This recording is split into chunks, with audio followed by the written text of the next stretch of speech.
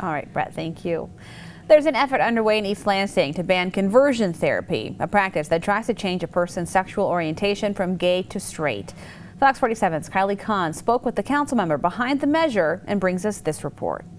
Our city does not accept this, and the state level should make this statewide so we don't have to take on and do their job for them. The ban applies to any attempt to change a person's sexual orientation.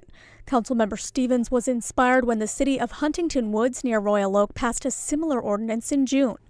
Democrats in Lansing have been trying to make this a state law for years. It's important for me to take the action that apparently Republicans on our state level are too scared to do. Stevens says he hasn't heard of anyone practicing conversion therapy in East Lansing. He says this is a preventative measure. Just because my house hasn't been broken into doesn't mean that I shouldn't have a law in place that says somebody can't break into my house. The American Psychological Association says no credible evidence exists that conversion therapy can change sexual orientation.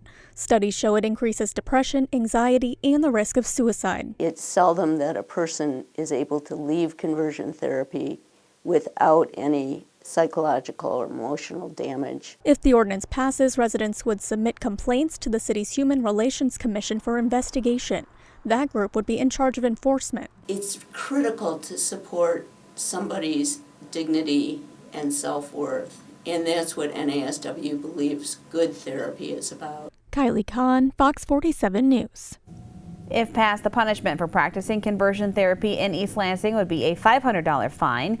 That would apply to each session. Right now, the Human Resources Commission is looking at the ordinance to make recommendations.